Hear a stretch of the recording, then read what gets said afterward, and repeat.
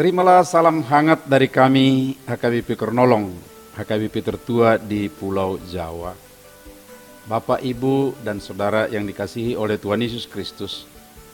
Sebelum kita beristirahat malam, sejenak kita mendengar firman Tuhan. Mari kita berdoa. Ya Allah Bapa, di dalam anak-Mu Yesus Kristus yang menyertai kami sepanjang hari ini dalam semua aktivitas kami. Kami rindu Tuhan akan siraman rohani melalui firman-Mu. Biarlah atas roh-Mu yang kudus kami difokuskan, diteguhkan untuk mengamini firman-Mu dan memberi kekuatan dalam melakukannya dalam kehidupan kami. Kuduskan kami supaya kami layak bersekutu dengan firman-Mu yang kudus.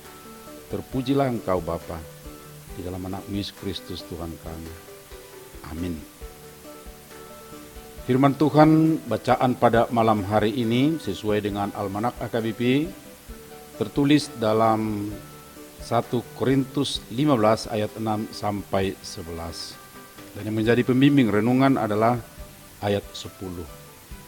Tetapi karena kasih karunia Allah, aku adalah sebagaimana aku sekarang, dan kasih karunia yang dianugerahkannya kepadaku tidak sia-sia. Karena kasih karunia Allah, aku ada sekarang. Tidak jarang terdengar bahwa alasan dan tujuan kehadiran atau keberadaan seseorang di suatu tempat tidak diketahuinya. Posisinya pun sering tidak diketahui. Sebagai apa di tempat dan situasi itu. Dia berkata, saya tidak tahu kenapa saya berada di sini. Atau tidak tahu mau kemana dan apa saya di sini. Posisiku pun tidak saya mengerti. Bagaimana dengan kita masing-masing? Apakah pasti tahu mengapa saudara berada di tempat sekarang ini? Dan apakah tujuannya saudara berada di situ? Berharap semua kita tahu dengan benar dan tepat.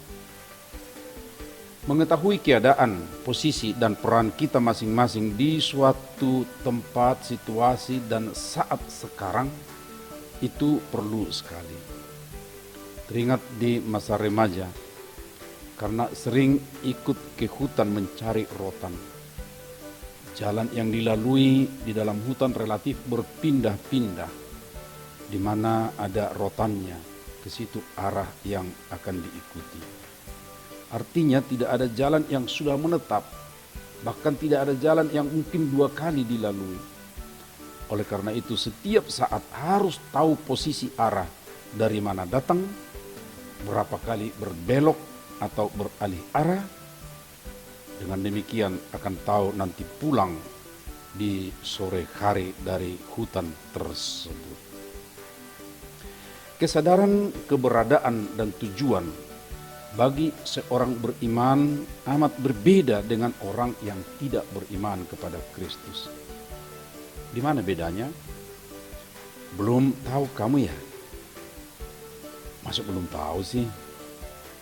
Baik, mari kita simak dengan baik dari renungan malam ini melalui pengalaman Rasul Paulus dan pengakuannya. Dia melihat hidupnya dan perjalanan itu semua dengan baik, dan hal seperti itu perlu kita lakukan masing-masing. Artinya memahami dulu perjalanan hidup, memahami tujuan hidup. Dia melihat tadinya perlakuan dan tujuan hidupnya tidak jelas atau tidak baik. Malahan dia menggambarkan dirinya sebagai yang paling hina dari semua rasul. Orang yang tidak layak disebut sebagai rasul. Karena tadinya dia adalah penjahat iman. Sebab mengandalkan agama dia menganiaya orang yang beriman kepada Yesus. Menganiaya warga jemaat Allah. Namun melalui suatu perjumpaan dengan Tuhan, dan perjumpaan itu sangat penting. dan juga ada kemauannya untuk berubah arah dan mau menyerahkan diri sepenuhnya kepada Tuhan, sehingga hidupnya amat berarti. Dia menyadari sekarang dan menerima keselamatan hidupnya. Hidup dan potensi yang ada pada dirinya menjadi berguna bukan untuk dirinya sendiri, tapi untuk orang banyak melalui kesediaannya memberitakan Injil Tuhan. Di satu pengakuan yang amat penting dan berguna untuk kita bahwa keberadaannya sekarang adalah karena kasih karunia Allah semata. Kesadaran akan kasih karunia inilah yang senantiasa memotivasi, mendorong dia melakukan yang terbaik, bahkan lebih baik dari yang lainnya oleh kasih karunia itu. Artinya menjadi berarti, menjadi berguna ketika dia menyadari arah hidupnya, menyadari bahwa sekarang dia berada adalah karena kasih karunia Tuhan. Sobat Renungan Malam Shalom yang dikasihi oleh Tuhan Yesus, mari kita menyadari kasih karunia Tuhan hingga sekarang bagi kita masing-masing. Karena kasih karunia-Nya yang memelihara kita bisa seperti sekarang ini. Pakailah dengan baik potensi diri untuk mengajarkan atau meneruskan kepada orang lain seperti Paulus dan rasul lainnya melakukan. Karena kasih karunia aku ada sekarang, karena kasih karunia yang ku kenal, aku akan berbuat. Karena kasih karunia yang kuterima sampai sekarang ini, aku akan meneruskan Injil kepada orang lain. Amin. Mari kita berdoa. Terpujilah Engkau Bapa Sorgawi yang senantiasa memelihara hidup kami. Tuntun kami ya Tuhan, agar kami melihat keselamatan yang daripada-Mu. Kami menyadari pemeliharaanmu, kasih karuniamu, sehingga kami boleh berada seperti sekarang ini juga.